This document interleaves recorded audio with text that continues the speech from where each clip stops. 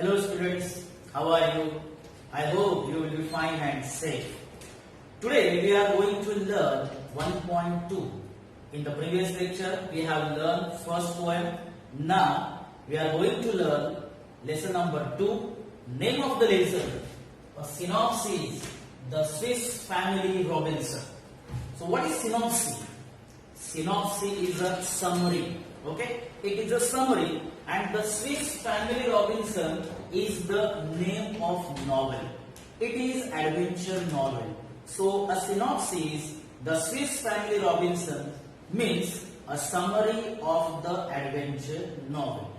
We are going to learn the summary about this novel as a lesson. So let's start the lesson. Page number 6. A synopsis, the Swiss Family Robinson.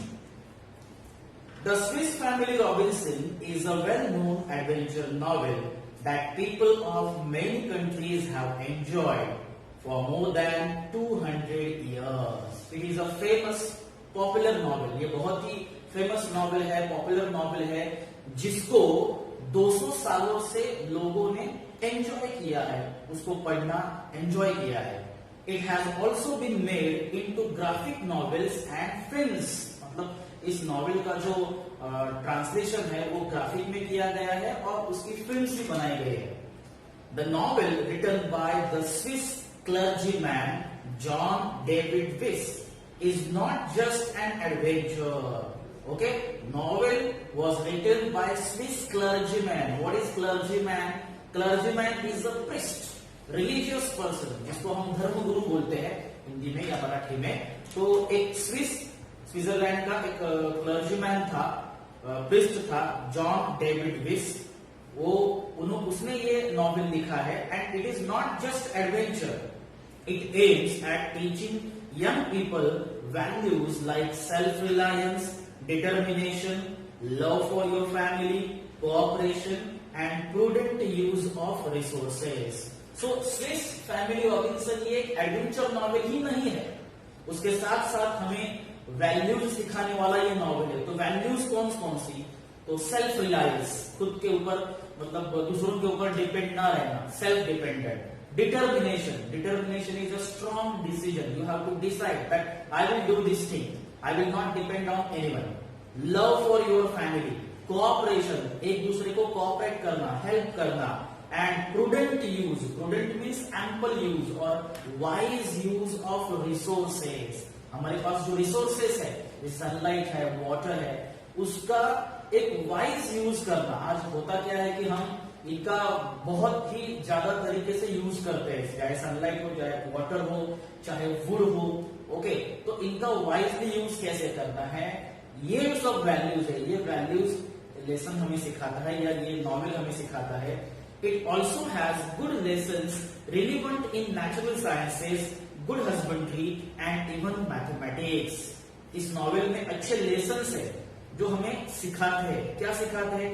It is relevant to natural science. The lessons are relevant. Relevant means they are connected. They are connected with science. Good husbandry. So what is husbandry? Husbandry is the science of cultivation and breeding. That is husbandry. Cultivation करना, breeding करना, ये जो farming activities है उसके related ये novel है या lesson है. And even mathematics. देखो, एक नॉवेल में इतने सारे सब्जेक्ट्स को कवर किया गया है, mathematics, husbandry and natural science. Okay, now paragraph number 3. Some elements of the novel do stretch reality to a certain extent, but we must consider that it is a work of fiction and not a fact file. So some elements in the novel do stretch reality. Do stretch reality means they are not exactly as they have written.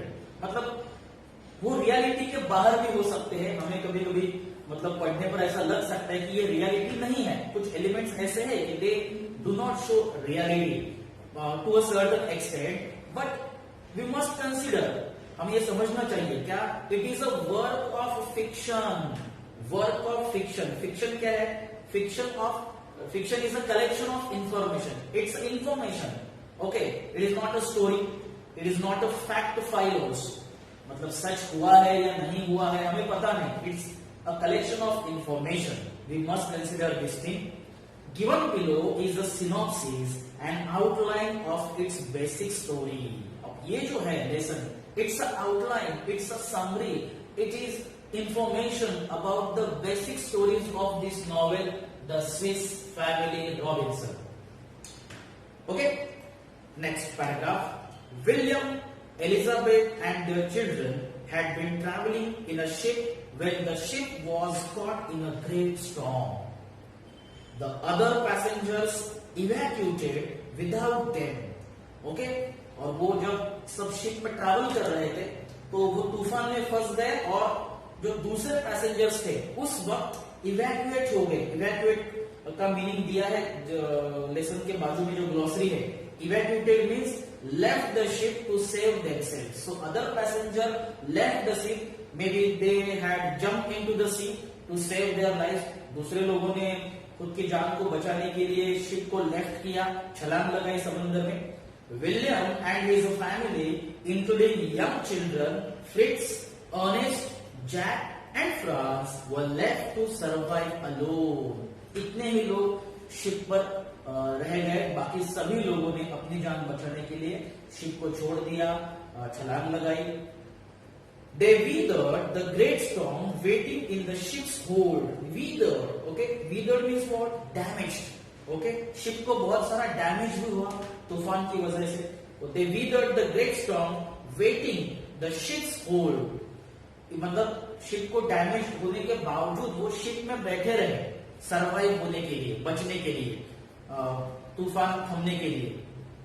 The ship survived the night and the family found themselves within the sight of a tropical desert island. The ship survived. तो ship survive हो गई, ship बच गई, ship को बहुत सारा damage नहीं हुआ या शिप ड्रॉन नहीं हुई वाटर में. तो ship survive the night and family found themselves within a tropical desert island. एक tropical desert island पे उन्होंने खुद को पाया. उस desert island पे वो पहुंच गए finally. The next morning they decided to get the island they could see beyond the reef. और मॉर्निंग में उन्होंने देखा कि हमारे सामने एक आइलैंड है, तो आइलैंड पर जाने का उन्होंने डिसाइड किया. They decided to get the island they could see beyond the reef. So what is the meaning of reef? दिया है टेक्स्ट बुक में. Reef means rocks and sand etc. close to the surface of the sea. So reef, beyond the reef, वो एक island देख रहे थे और उन्होंने सोचा कि हम इस आइलैंड पे उतर जाते हैं, यहाँ सरवाइव कर लेते हैं. Beyond the reef, with much effort, they constructed a vessel out of tubes. वो समंदर में थे, इसलिए उन्होंने बहुत ही एफर्ट्स के साथ एक वेसल बनाया. Vessel means small ship, you can say small boat और small ship out of tubes और tubs. After they filled the tubs with food and ammunition and all other articles of value they could safely carry, they rode toward the island. So after they filled the tubs, जब tubs उन्होंने fill किया, tubs का एक ship बनाया, small ship, तो उस ship में उन्होंने food and ammunition. So what is ammunition? Ammunition is a kind of, you can से, जैसे हम गोला बारूद इस्तेमाल करते हैं, यूज करते हैं, वैसा टाइप का एक गोला बारूद. Okay, gun powder you can से. सो गन पाउडर, एम्यूनिशन, फूड, उन्होंने सब अदर आर्टिकल्स को टब में इकट्ठा किया, उसका कलेक्शन किया जो सेफली उसको कैरी कर सके. और they rowed toward the island and they moved toward the island. Two dogs from the ship named Turk and Juno swam beside them. उनके जो दो डॉग्स थे वो डॉग्स उनके साथ ही स्विमिंग कर रहे थे. The ship's cargo of livestock, guns and powder, carpentry tools, books, a disemboweled peanuts and provisions had also survived. उनके साथ साथ उन्होंने ये जो कुछ आर्टिकल्स को कलेक्ट किया था वो सभी आर्टिकल्स भी उनके साथ सरवाइव हो गए, बच गए. ओके, क्या क्या था उनके साथ? Cargo of livestock, guns and powder, gunpowder, carpentry tools था, बुक्स थे, डिसेंबर्ड पिनास.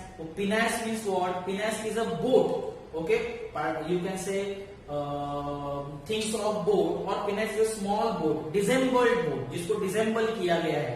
जैसे हम असेंबल करते हैं वैसे डिसेंबल भी करते हैं. असेंबल करना मतलब जोड़ना, डिसेंबल करना मतलब अलग करना. सो ये अलग की गई बोट और अदर थिंग्स, प्रोविजंस, ये सभी चीजें सर्वाइव हो गई.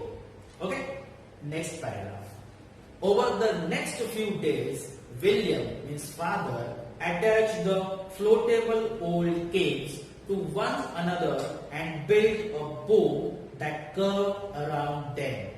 Next few days, आगे के कुछ दिनों में क्या हुआ? जो फादर थे विलियम, उन्होंने एक फ्लोटेबल ओल्ड केग्स को अटैच किया. Floatable old kegs means barrel, small barrel जो होते हैं, उस बैरल को अटैच किया अनदर एक दूसरे के साथ, एंड बिल्ट अ बो दैट कर्व अराउंड देयर, और एक बो को तैयार किया. केग्स का नेम भी दिया है, केग्स बैरल्स. सो एक बो को बनाया, धनुष को बनाया, that curve around there. The family had landed successfully on the island. They set up a tent and softened the floor with armloads of grass they cut and spread to serve as their beds. Okay, so family एकदम safely उस island पे land हो गई. Successfully they landed on the island, और उन्होंने वहां एक tent भी बनाया रहने के लिए. फ्लोर को एकदम सॉफ्ट किया. कैसे सॉफ्ट किया? With armloads of grass. Armloads is a kind of amount, मतलब बहुत सारे ग्रास को लेकर फ्लोर को बनाया उन्होंने. And spread to serve as their bed, जैसे कि ग्रास को बेड की तरह यूज किया. They came to a grove of trees. Grove of trees means collection of trees, and one tree grew what looked like goats on its trunk. So उन्होंने जो trees थे, क्या जो ट्रीज थे, उस ट्रीज का जो एक बंच था, जो एक कलेक्शन था, उस बंच में वो रहने लगे, कलेक्शन में रहने लगे. One tree grew what looked like goats, और उस ग्रोव ऑफ ट्रीज में एक ट्री ऐसा दिख रहा था कि गोड्स की तरह. व्हाट इज गोड? गोड इज अ फ्लेशी रूट, ज्याला आपण मराठीमध्ये भोपळा म्हणतो. Okay, it's a kind of fleshy roots on its trunk. The father, page number 7 now. The father told Fritz the goats would make excellent bowls and spoons, and they cut them into various utensils. They started use resources, natural resources, जैसे कि एक पेड़ पर वो जो गोड थे, उस गोड का उन्होंने, मतलब फादर टोल्ड फ्रिट्स, विलियम ने सजेस्ट किया फ्रिट्स को कि इस गोड से हम बाउल्स बना सकते हैं कुछ खाने के लिए, और उसके स्पून्स भी बना सकते हैं. And they cut the goats into various utensils. Utensils मतलब जो बर्तन होते हैं, utensils होते हैं, vessels होते हैं, अलग अलग प्रकार के बर्तन उन्होंने उस गोड से बनाए. Okay, next paragraph. After some days, Elizabeth informed William that she wanted the family to move to a safer place. Okay, Elizabeth is mother.